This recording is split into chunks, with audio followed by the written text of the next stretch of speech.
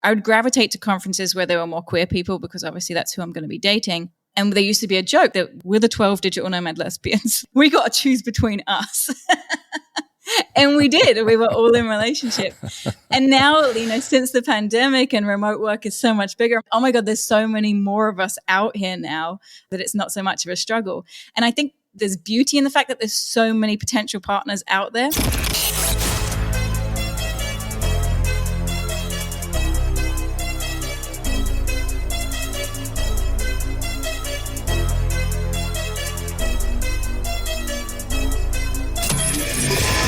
This is the Maverick Show, where you'll meet today's most interesting location-independent entrepreneurs and world travelers, and learn the strategies and tactics they use to succeed. And now, here's your host, Matt Bowles. Hey everybody, it's Matt Bowles. Welcome to the Maverick Show. My guest today is Hannah Dixon. She is the founder of Digital Nomad Kit, a fully remote company that trains location-independent freelancers and virtual assistants from all over the world.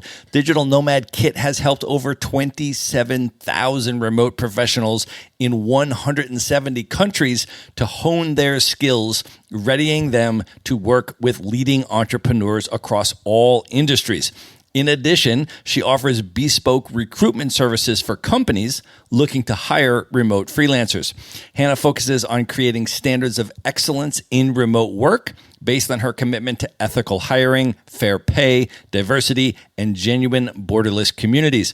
Originally from the UK, Hannah has been a full-time world traveler since 2008 and has now been to over 60 countries. Today, she travels the world with her wife. She is a frequent speaker on the future of work, entrepreneurship, lifestyle design, and freelancing as a gateway to a more equitable future. She has been featured in Forbes, Business Insider, and the list goes on. Hannah, welcome to the show. Thank you so much for having me. I'm very excited to be here. I am so excited to have you here. We know this enormous number of people in common, so it was only a matter of time until I had you on the podcast, but I'm super excited for this conversation today. Let's just start off by talking about where we are recording this from today. Unfortunately, we are not in person. I am actually on the East Coast of the U.S. I am in the Blue Ridge Mountains of Asheville, North Carolina. And where are you today?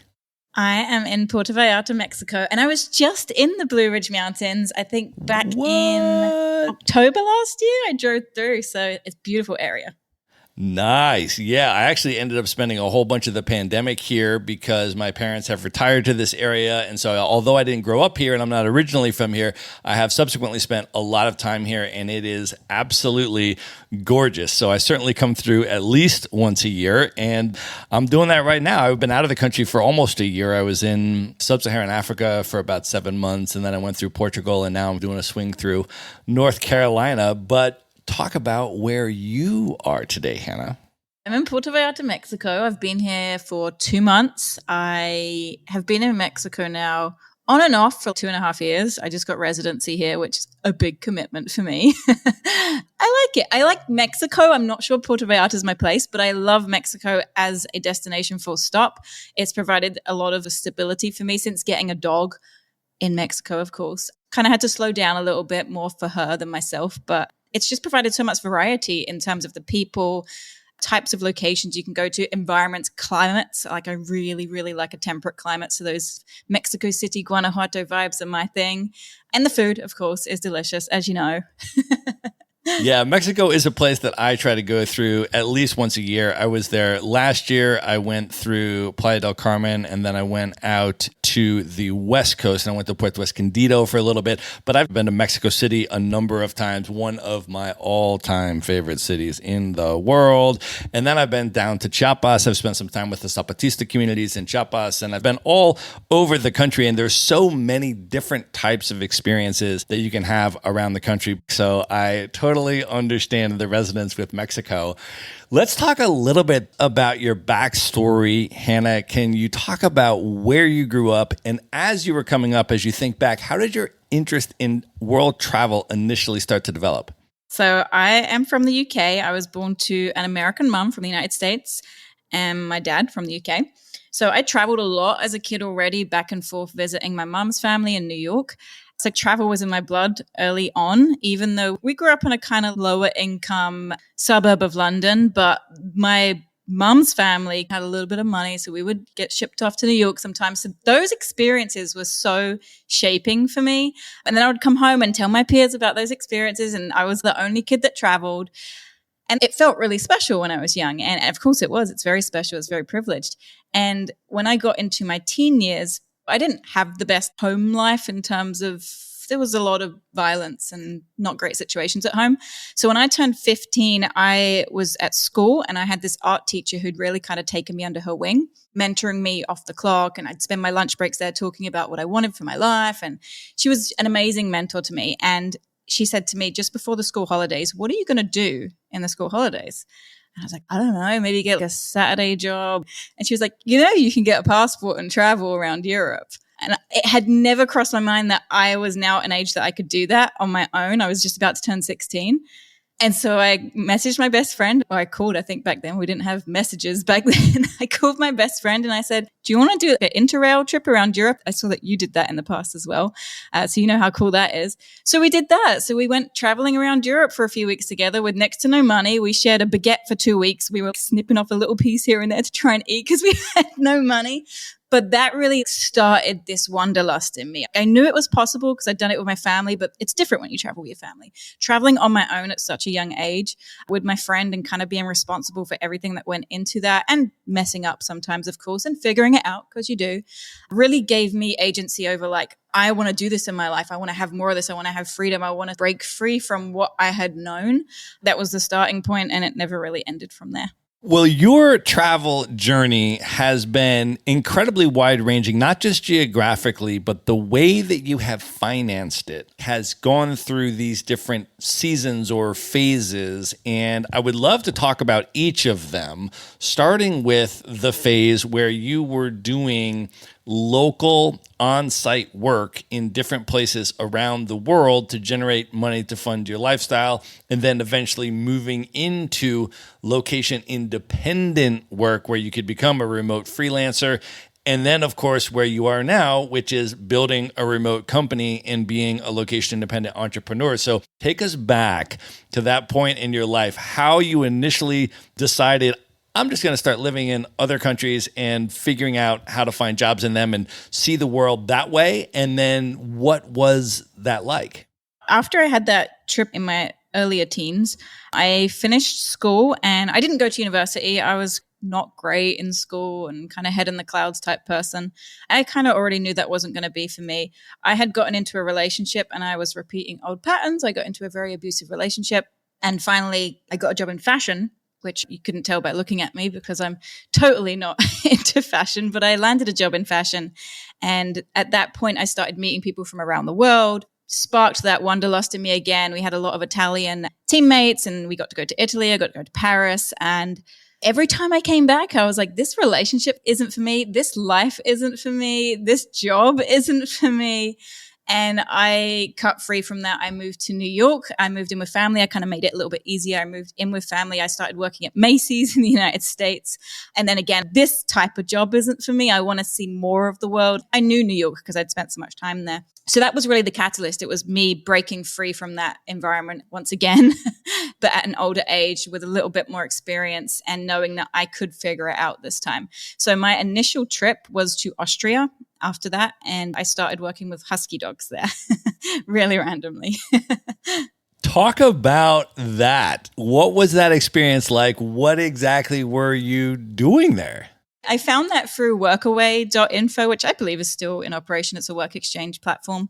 And I joined not knowing what to expect. The first day I'm going to leave. I'm like, I'm not cut out for this.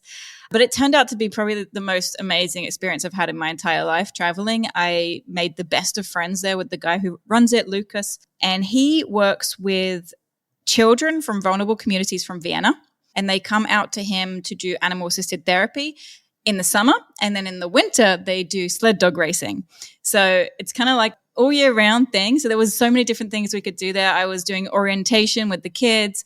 We were building yurts, and insect hotels and all this kind of stuff in the summer. And then we were training for races throughout the year. And then we were actually doing the races in the winter. So I learned how to do dog mushing. We got to travel around Europe with that, go to all these different competitions. And it was a fantastic experience. And over the years, I've continually gone back and I visit him, and I'm still working with him periodically now with getting sponsorships. And so he became like a lifelong friend and this lifelong random passion for sled dogs.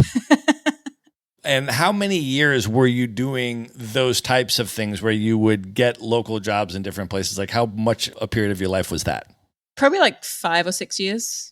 When you think back about that type of experience, it strikes me that when you have a positive one, right? Like it sounds like the Austria experience and some other ones that you've had, there are some advantages to traveling and working like that versus the location independent online digital remote work thing, which are that you are actually immersed in the local area with the local people, and you have a different type of immersive travel experience. Whereas when you're a digital nomad and you're just working on your laptop, you have the ability, should you choose, to pretty much just interact entirely with expats and other travelers and really get out of the regular lives of local people if you want to. And so I'm curious, when you reflect back now, having done all of the different types of work and travel options, what do you think about that distinction and that period of your life versus the remote work stuff? Honestly, there's a part of me that really misses traveling like that. For the sake of just growing older and being more picky about my accommodations and that, I'm not sure it's for me anymore. However, there's a part of me that really misses those types of connections that you can make when you are doing experiences like that. Like you said, you do have a much more immersive experience. I feel like that was the grounding for me building my business. That was the grounding for so many things, because the ideas that were grown from meeting so many incredible people all around the world, doing incredible things you've never heard of, really propelled me forward emotionally, spiritually, intellectually, in the way that I'm like, that was me going to university. I see that as that was my education in the world. So I miss that, and I find ways to replicate that now in my life, but it's not quite the same. So it is a very beautiful way to travel, albeit without much money. What are some of the ways that you currently do cultural immersion so that you're not just a tourist going through a place and hanging out with other expats and travelers and all of that, which can be fun and interesting? I mean, I interview travelers every week on the podcast and they're interesting people, but we're traveling the world to connect with local folks, obviously. And so how do you do that now that you are not immersed in it through in-person work? There's a few ways. One of the ways is I'll attend local entrepreneurship meetups, so with local entrepreneurs, and not always in the way that I want to give back to that, because I'm not all about that white savior thing. But if there is an opportunity to give back, but also just meeting people doing amazing things in that country. Beyond that, I get involved in a lot of charitable things on the ground. I have friends who run an organization for animals in Guanajuato, so I've been heavily involved in that in person. There's another organization here called Las Libras, which funnily enough is now supporting the United States with getting access to abortions. So I've been also helping them with their website and going to their meetups and giving my time there. So that's a way to really get involved in issues that are important to the community that you're in as well. And I feel that's a really good way to learn more about it and become more immersed, as you say. Do you have any tips or guidance for folks that are starting to navigate this type of stuff? Because as you just mentioned, the white savior complex, and there are other issues around the larger voluntourism space, if you will. But obviously, people want to make positive contributions, and people should make positive contributions and give more than they take when they're a guest in someone else's country. So can you give any tips or guidelines for folks that are well-intentioned and would like to do that, but would like to navigate around some of the problems with voluntourism more broadly? Yeah, I think it's really about identifying what your strengths are and what you're bringing to the table, and if that's necessary, or if you should be empowering somebody else to be doing that. I feel like, especially with the white savior thing, there's this kind of, I want to go there and make a big impact and it's all about me. But what about just arming people with the tools that they need to lift up their own communities? I feel like all the time is much more preferable.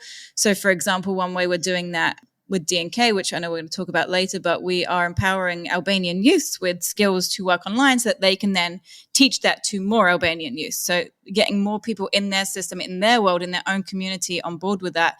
And it's just we're starting with the trigger and then they take it from there. So I think it's not trying to own something that you're starting or not trying to like be the face of something that you're starting. Really just handing it, here's what I have to offer. If this is of help to you, take it and run with it. And I'll be here to support you every step of the way. I think that's the way that I approach it mentally as well.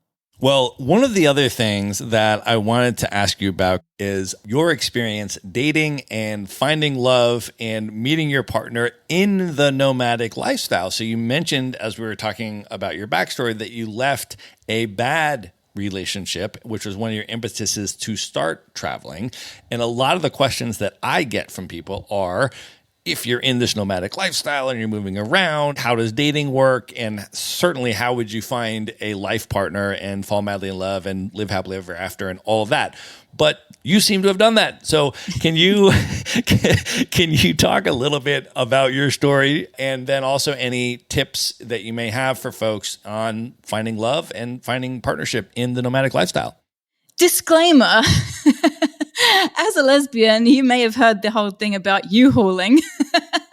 How we meet and then you're in love. That's it. You move in, you get the cat. That's a thing. It's a real thing. The stereotype exists for a reason. So maybe I had it easy in that respect. But that said, I have had 2 long-term relationships as a digital nomad. I'm now married to another digital nomad as well.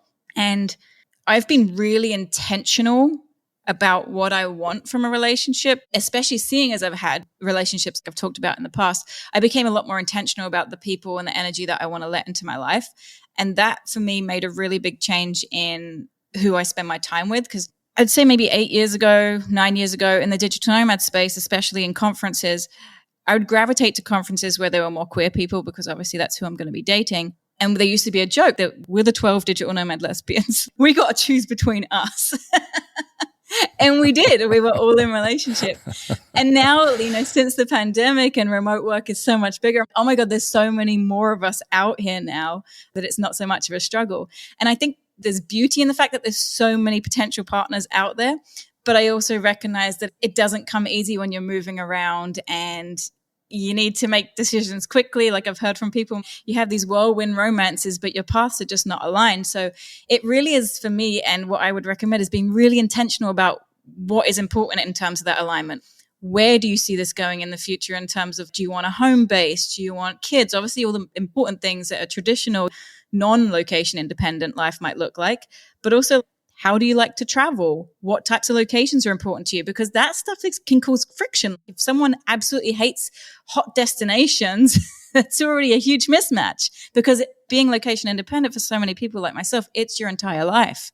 And I'm not saying put the lifestyle over a person. There's always compromise. But when there's glaring differences, we don't have the privilege of having that time to figure those out because we are moving so often. So go deep quickly and make decisions quickly is what I would recommend. Can you talk a little bit more broadly about your experience traveling as a queer person? And I think for our listeners from the LGBTQIA plus communities who are maybe at the earlier part of their journey or they're aspiring to get into this lifestyle, can you talk a little bit about your experience and then any tips or concerns or things that folks should be aware of in terms of coming into this lifestyle? Yes, absolutely. So I can't say that I've had like any negative experiences really, which is awesome to say that. I am choosy about the locations that I go to prioritize my own safety and sense of safety. Sometimes it's just a sense of safety. On paper, a lot of places seem homophobic or transphobic. And in reality, most people are good. I found that around the world. That said, do I exercise discretion in some places? Yes. Is that shit? Yes. But I recognize that's part of being in the queer community, whether that's in the United States or whether that's in Morocco or wherever I am in the world. And I feel like I don't speak for all LGBTQIA plus people, but there is a level of knowing when you're in safe company or not. You do have to make those decisions as you go. But meeting other queer people along the road has been really helpful for me because being alone in that sometimes, even in entrepreneurial spaces or nomadic spaces like conferences and stuff, if there's not a priority in trying to bring those people in, I'm not going because I need to speak to people who have my experience as well. And not that I need those people around all the time, but just to know that they're there and they're welcome. So one thing I actually do when I go to a new location, which is a weird little random tip that I do, might work for you, might not.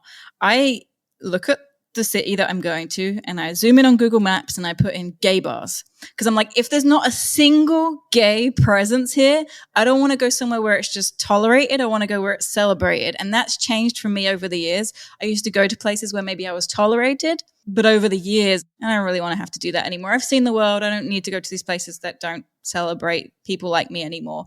And if I do, I probably want to go there to elevate people like me. So checking if there's a gay bar in town is a really good way to see if there's even a presence there, because it's not about necessarily needing to hang out with other gay people, but is there a place that they can go and feel safe? And if that's not prioritized at all in a place, it's probably not a place I want to go. And how about connecting with other queer travelers and finding epic queer-centric events around the world and that kind of stuff? Any travel highlights or tips for how to do more of that? Yeah, I mean, there's so many communities now. Like I said, there's so many more people out there doing this kind of lifestyle. So even on Facebook, you can search queer digital nomad groups, lesbian digital nomad groups, gay, the whole spectrum. There's going to be a specific Facebook group for that. Also, things like Nomad List. There's a lot of queer people on there now.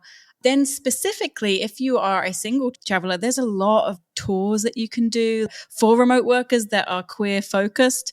There's events. For example, I'm in Puerto Vallarta right now. One of the reasons we came here was it's notoriously gay friendly. Probably the gayest city I've been to in the entire world. Kind of feels like Pride every day, which is beautiful to see. And I know that that's not the case in so many places. You can center your travels around attending events like that. I have a friend who goes to every World Pride, wherever that is every year. That's where they're going to base themselves for the year. And I think Pride is still such an important thing. And I think as a nomad, it's become more important to me. As growing up in London, it's pretty open-minded and I never really had any issues there. But as I've traveled, like I got to experience Pride in Austria in a small town during the pandemic, actually. And I was able to be part of the team and I did the videography for it, which was really cool. But they only passed gay marriage in 2019. And literally the day after Pride, there were graffiti of like everything was crossed out, all the rainbows were crossed out from town. And I'm like, there's still so many places that are just right in front of us that we think are like Austria. You'd think it would be pretty cool with that stuff. And it's not. So the value in Pride I've seen traveling around and seeing different versions of Pride and how it's put together. Is it an activist event or is it a celebration event? Has been really eye-opening and realizing just how important those events are. So traveling as a queer person, attending those events has been great to meet local people and also just to feel part of the global community as well.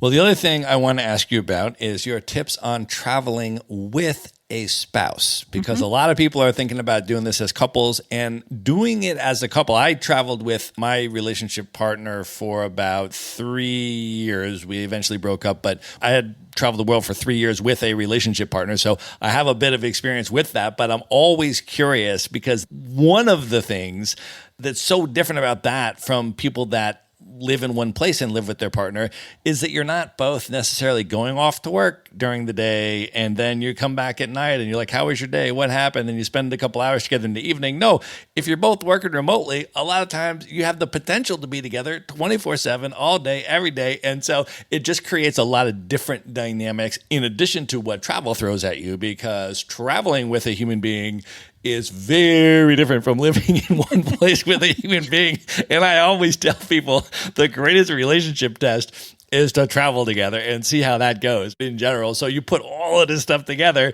and it's just a totally different dynamic than being in a relationship in one place. And so I'm curious for you, any tips that you have on traveling with a spouse? Yes, and I would agree. Traveling's very different to being in one place with someone, and you really do get to know someone through how they respond to changes in your environment. One of the things that I would recommend is really taking time for yourself. You know, like you said, you have that potential of being around each other 24/7, and it can really easily take that person for granted because they're just there, right? Like they're just in your space, and you're not really like making an effort anymore. And so one of the things my wife and I do is we'll take trips without each other. So I'll go away for a week, or she'll go away for a week, or I recently went away for a month. And that's been really good for us. And it's built that momentum again. Like, I can't wait to get back and see you. And it's going to be amazing. And then we'll start going on some dates again. So taking time from each other as often as we feel we need to. And I tend to feel when that's coming, like, hey, I'm getting annoyed, we're irritable with each other, I'm going to go away for the weekend, because we have the ability to do that, which is beautiful. And one way that we do that as well is through house sitting. So I've done a lot of house sitting in the past. And now that we have a dog, it's a little trickier, because not everybody wants someone else's dog in their house. But because there's two of us, we're still kind of in that space. I'm like, oh, if something comes up and it's a couple of weeks and it's in Mexico, sure, it's a good little break for us. So taking breaks and then being mindful of each other's working times as well. Like, my wife probably works more traditional hours than I, and I'm more likely to be like, hey, I want to do some gaming for a little while, and put headphones on, stop bothering me, don't ask me questions. Now we have this rule that if I've got my headphones in, we're in do not disturb mode. So just little things like that about respecting each other's time and boundaries and space and energy levels, and intentionally taking time away from each other, I think has been one of the things that's helped us grow as partners as well. Well, one of the other things that I want to ask you about is sustaining a life of long-term world travel in a way that is joyful and exciting and all of the things. You have been able to do this since 2008, Hannah, 15 years of traveling the world. And I'm curious, just reflecting back on that now with everything that you know, if you can talk about what are some of the key pillars for people to sustain this life in a meaningful and joyful way over the long term?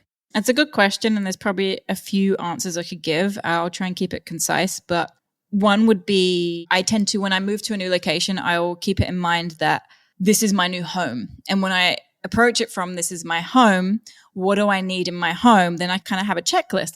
I need to make sure, I have a bad back. I need to find a physiotherapist. So I'll very quickly try to find things to continue my go-to routine that I need to function as a human being in this world.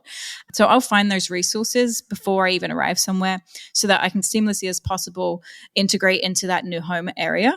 So that's one way. Another thing is recognizing that this way in which I travel can and should be changing according to what I need at that time. I've slowed down a lot. 15 years is a long time. I can't be switching country every 2 weeks. And I can't even believe that I did that in the past. I'm like, how did I function? How did I be productive? And so slowing down and recognizing that's okay. And there's so many different ways to execute a lifestyle by design that it can change and will change, and being okay with that change and knowing that that change is inevitable has helped me feel less unstructured. The structure is in the unstructure, if you know what I mean. Everything is foreign, everything is new, and there's comfort in that for me. If everything was monotonous, it wouldn't be the case. But again, within that, having those things that I always have to go to, like I said, the physiotherapist, I need to find where I can get good vegan food, just the things that are part of my lifestyle, making sure that they exist in that place. And also community to a degree. I feel like community can be struck up anywhere. I really believe that. I really believe you can make friends anywhere in the world, anywhere you go. It doesn't mean that the friendships you've had elsewhere mean anything less, but making an intention to create community is something probably really important that I'd recommend. And whatever that looks like for you, my wife goes to yoga. She knows she's going to meet people that she really likes there because she loves yoga and she wants to hang out with other people who love yoga. I love going to pottery classes or arts and crafts classes. I'm going to meet people that I can talk about arts and crafts and nerd out about that with. So I think it's just about finding your people and thinking outside, like you said, the traditional expat or nomadic entrepreneur community, and what are you actually interested in that's going to give you fuel for like creativity and feeling at home as well.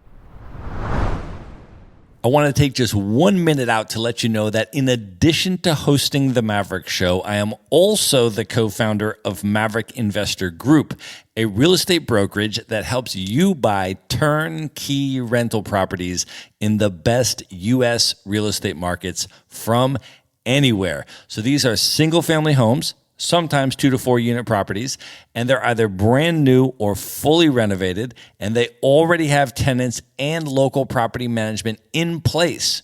So you get all the benefits of owning the deeded real estate, the physical house, the hard asset, without the headaches of being the landlord or the rehabber or needing to live near the property.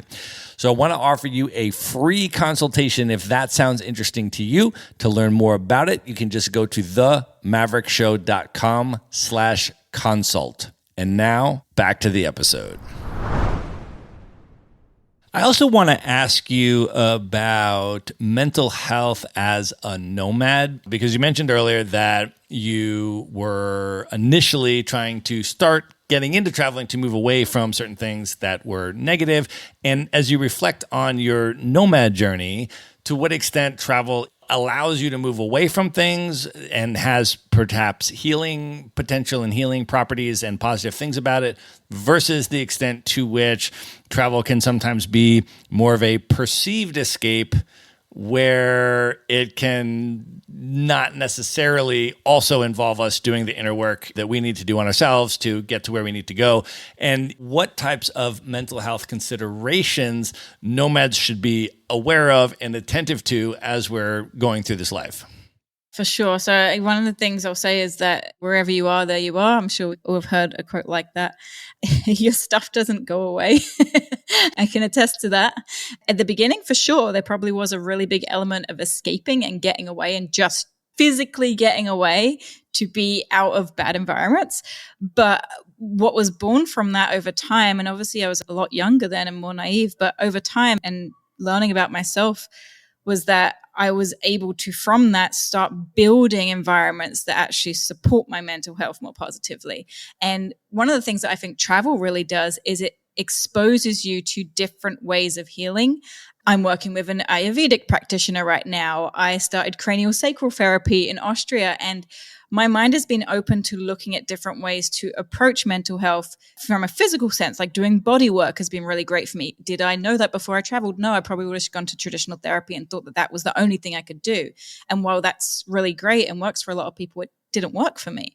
So being exposed to different ways of healing and also meeting so many people around the world that I feel like you can be vulnerable with. I feel like it's part and parcel with this lifestyle, is that you meet people, and kind of like what we talked about with dating. I do feel like when I meet other people who travel like this, you have this kind of instant, like, let's just go deep, because how long are we going to be here, you know?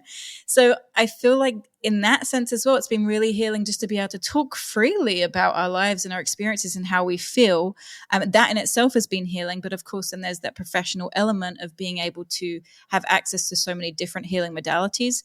And now I feel like I'm not running from something, I'm building something that supports my optimal mental health, which is probably never going to be perfect because nothing's perfect, far from it, but we can do things to support ourselves. And again, with the work as well, it's like finding work that supports and is more accommodating. I have a lot of mood fluctuations, so being an entrepreneur accommodates for that. Now it's a playful design of supporting myself, and I think that's one of the things that travel can give us.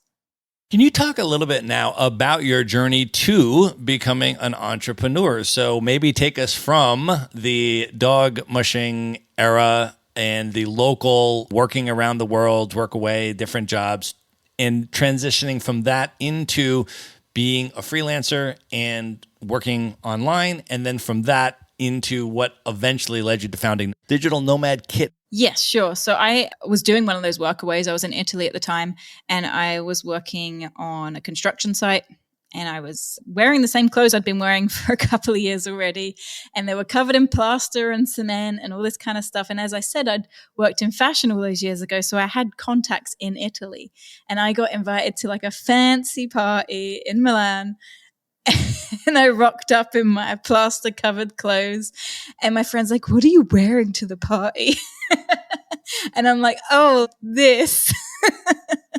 My feet were literally like bricks of cement, my shoes. So she's like, "Let me buy you some shoes, Jesus." So I was like, all right, I need to like make some money, maybe that would be good as well. At that time, you know, I did what I thought anybody thought they had to do. And I went back to the UK and was like, I need to get a job. I need to do life the way that everyone's doing life, and finally succumb to like, Hannah, when are you going to get a real job? And I did. I got a real job. I got a job in a bar for a couple of months. And luckily, my time in the UK was intercepted by meeting somebody who worked online, and they worked in SEO and web development. And all I heard was, ding, ding, ding, ding, ding. You work online. You can work from anywhere. I can continue traveling and work online. I didn't even have much experience. I didn't even own a laptop at the time. I'm like, teach me everything. And she did very generously teach me everything. We went on to be partners in life and business for a while. And we started our first company together. She was doing SEO and web development. And I realized that our clients needed more than that. I didn't know what I was doing. I was just learning from her. And by doing customer support and answering emails and stuff, I kind of just started learning as I was going. I'm like, oh, they need more than websites. They need social media help. They need help with their inboxes. They need help with their social media posting and responding to people and Facebook group management. And so I naturally started integrating into some of our clients' business. And that's how that started. Eventually, that business didn't take off anywhere meaningful and we parted ways. But that was where my virtual assistant career started. And so from there, I went all in. This is amazing. I just want to make money on the road now. I want to support people all around the world. So I threw myself in 100%. I learned everything and anything. I consumed everything. I put it into action and I started getting pretty good results. And I started a Facebook group and it was for just other digital nomads. At that time, it was hard to find people that were like me, that were queer, that were even women in the space. There just wasn't many that they were vocal at least or very visible. So I started a Facebook group to find my people. And I did find my people, a lot of them. It was awesome. It was great. And I started sharing my journey as a virtual assistant and what I was doing and got to the point where I was making $5,000, $10,000 a month sometimes with short projects. And people were like, how are you having this kind of success? And I would never, ever intentioned to teach people to do this. I would never had the idea that I want to move into course creation, mentoring people. But it kind of just came naturally for this community. So people were asking me questions and I threw together a 5-day challenge on the fly. I was like, let's just try this. And people got jobs at the end. And I was like, oh, this stuff works. So skip forward to now, I've trained 27,000 people. It's my main job. I have my own team. I never imagined it happening, but it's awesome. And here we are. That is amazing. So let's talk about the two different target markets that Digital Nomad Kit serves today. One is people that are interested in becoming a freelancer and being able to monetize their skills and expertise and all of that kind of stuff in a remote way so that they can go and have the freedom to travel the world or whatever they want to do.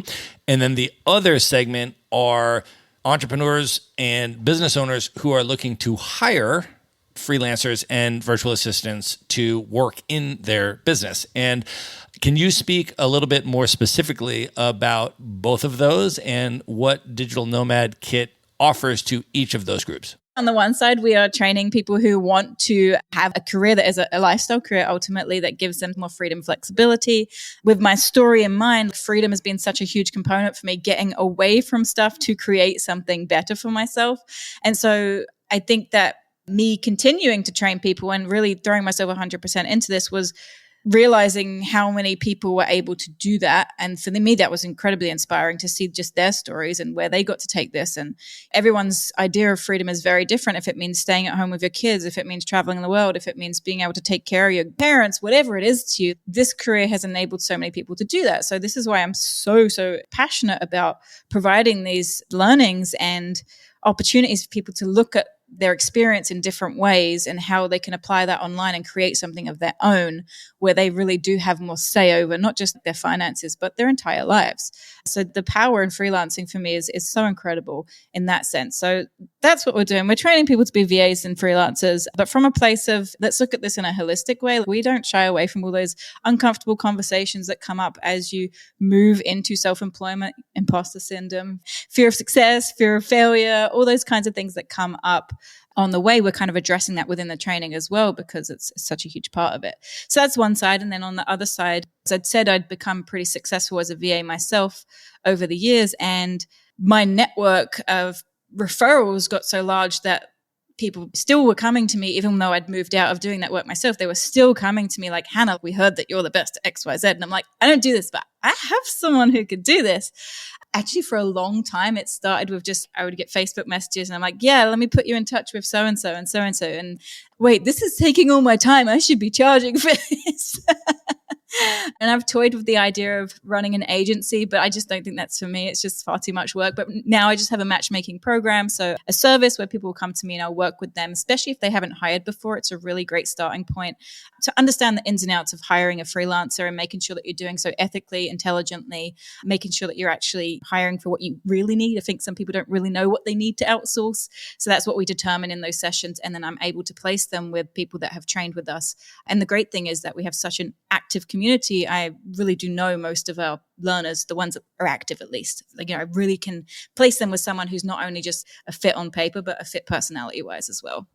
Can you also talk a little bit about your larger vision, just in terms of how you see freelancing and remote work as a potential gateway to a more equitable future of work, and also how you've integrated your social and political values into your brand and what you do?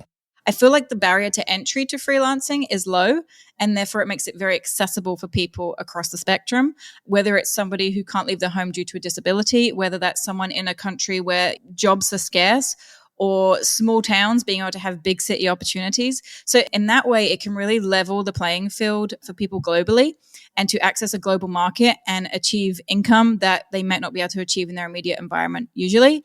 So for me, it really is the way to a more equitable future, in that it is so accessible and it is so open and diverse, and you can really bring yourself to the table. That's another thing that I love about this career, is that you don't need to shy away from who you are in order to succeed. In fact, embracing that fully is going to help you align with clients that want to work with you specifically. And that becomes one of your assets. You are the asset in that business, which I guess leads into the second part of that question about bringing values into the business.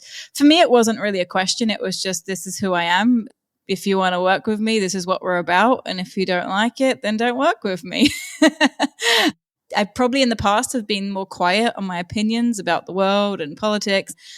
But I got to a point where I'm like, what I'm teaching is people to build something of their own design that matters to them. I should be embodying that. So now I'm just, whatever, this is what I think. If you don't like it, then don't buy from me. Go work with someone who thinks something different. So for me, my business is a personal brand. I know that it's not a business I could like hand off to someone. It works because I make it work.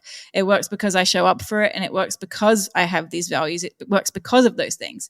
And what I want to do is be a beacon for other people who are building their own business by design, because there's no point building something. There's no point leaving a traditional job and building something new if it's not going to be in alignment with who you are as a person and what your values are. There is no point. You might as well just stay in a job you hate because it's the same thing.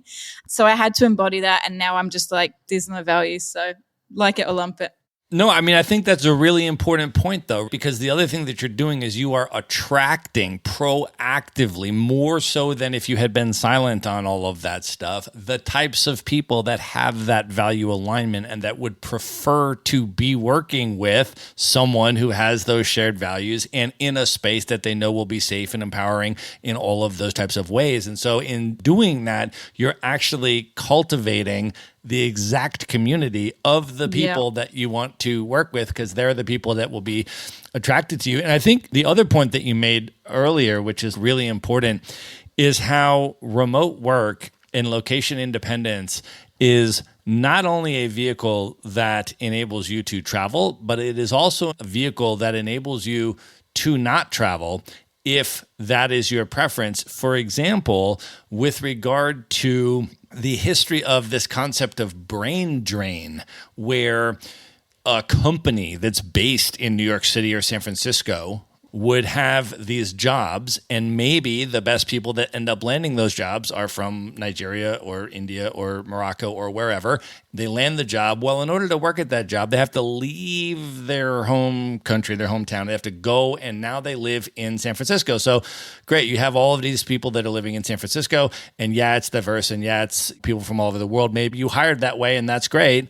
But now all of those people are living in San Francisco and making money in San Francisco and spending money in San Francisco, and then they're sending money home to their home country or whatever. Whereas if they can work remotely and do the same job for the same company, but they don't have to leave their homeland, a lot of people might prefer to at least have that option. And so I think that's a really important point about the value of the freedom of location independence. and having that and establishing that. And once you have it, being able to make the choice. Do I want to live in this place? Do I want to stay and live with my family? Do I want to travel the world as a nomad? Do I want to do something else? Do I want to change my choice over time and all of that? And so I think that's really important. I think that's awesome that you are training and empowering people to set themselves up to be able to have that freedom and to have those choices. Can I just add to that as well? Because that's a really, really good thing that you brought up there. And I've recently just collaborated with an organization, a nonprofit in the United States called Malibu Movement. So we're in collaboration with them now. And I think I touched on it earlier, but we're working with youths in Albania. And that's one of the core things. We're giving them the option to not have to feel like they have to immigrate to different parts of Europe and make dangerous journeys when they could be growing something amazing in their own communities. And so that's really the goal of this new project. And this is what I'm really excited about. The future of where I'm going in my businesses right now is the team on the ground are moving into Kosovo now. And we're looking at how we can expand this across Eastern Europe in traditionally underprivileged and underserved areas. So I'm all on this right now. And this is why the future is freelance. Honestly, I'm telling you.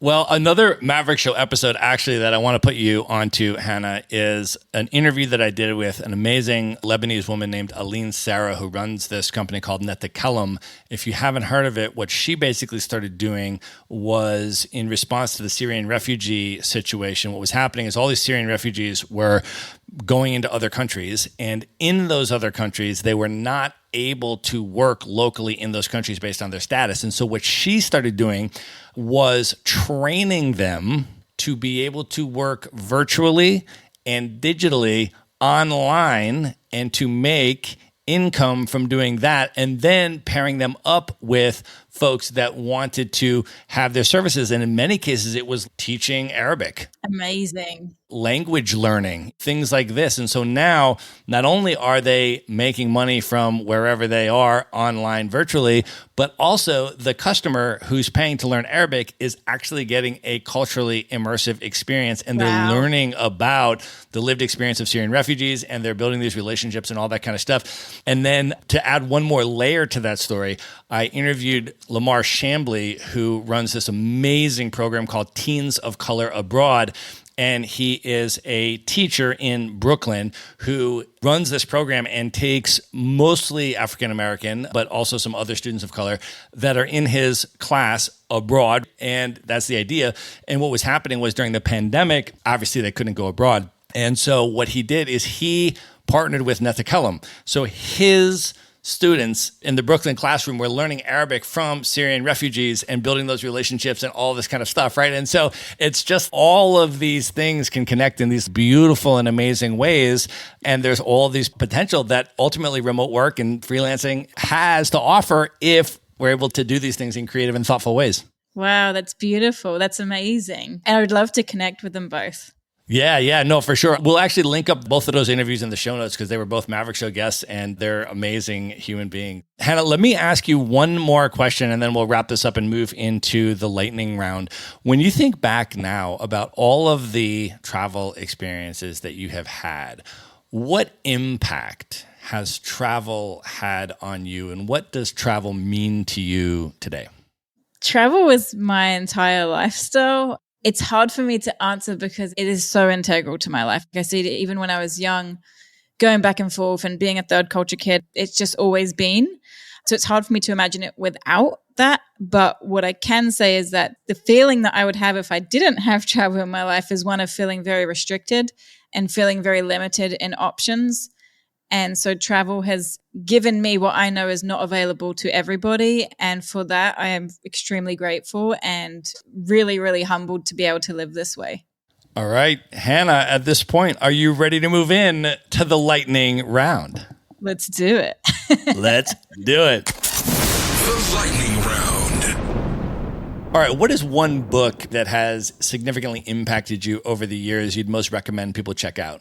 Secrets of the Millionaire Mind has really helped me. I think it's a good starting point for anybody who wants to start working on their money mindset because it's just that initial, why do you think the way you think about money? And then from there, you can take it where you want to take it. All right, what is one travel hack that you use that you can recommend? One of the things that I do, especially if it's like a busy airport, is when I'm arriving, I will actually take myself up to the departures lounge to grab a taxi because they're just waiting there already and there's no lines.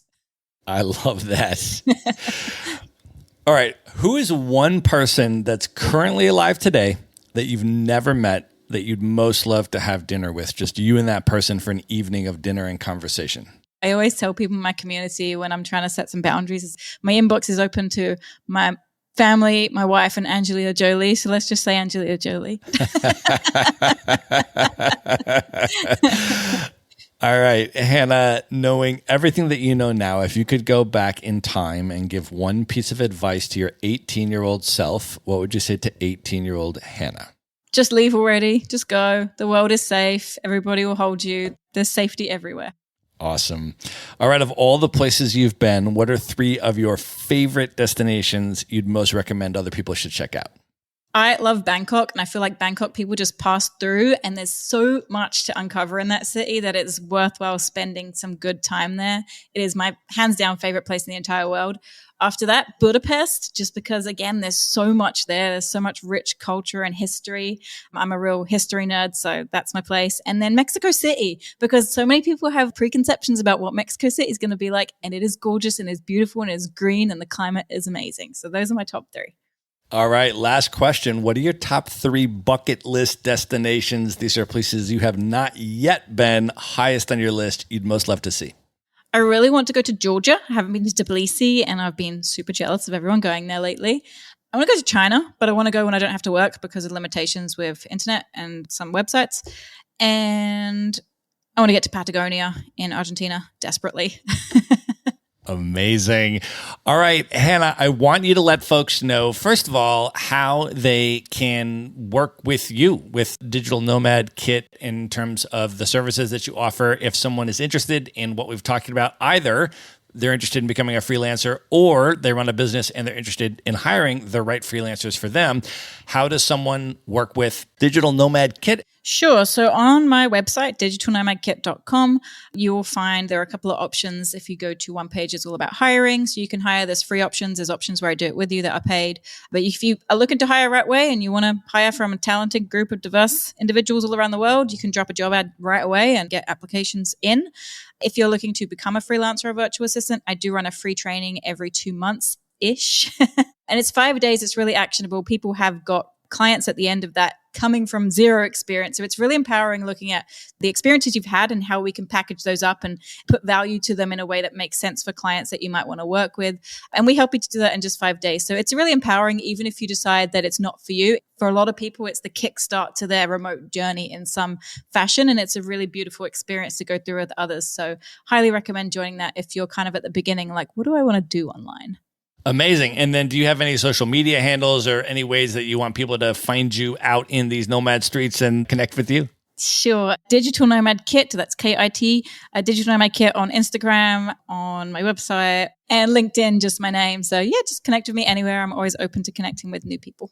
All right, we are going to link all of that up in the show notes. Everything we discussed today, the other Maverick Show episodes we mentioned, the books Hannah recommended, her handles, how to work with her at Nomad Kit, all that is going to be in one place. Just go to themaverickshow.com, go to the show notes for this episode, and there you will find it all. Hannah, this was amazing. Thank you so much for coming on the show. Thank you for the amazing questions. It was a great conversation. All right. Good night, everybody. Be sure to visit the show notes page at themaverickshow.com for direct links to all the books, people, and resources mentioned in this episode. You'll find all that and much more at themaverickshow.com. Learn how Maverick Investor Group can help you buy cash flowing rental properties in the best U.S. real estate markets, regardless of where you live. Schedule a free phone consult today at themaverickshow.com/consult. Now you can buy rental properties with tenants and local property management in place, so you don't have to be a landlord or a rehabber. To get your questions answered and discuss how Maverick Investor Group can help you meet your real estate investing goals, schedule your free phone consult today at themaverickshow.com/consult. If you like podcasts, you will love audiobooks, and you can get your first one for free at themaverickshow.com/audiobook. Whether you want the latest best-selling novels or books on investing, business, or travel, try your first audiobook for free at themaverickshow.com/audiobook.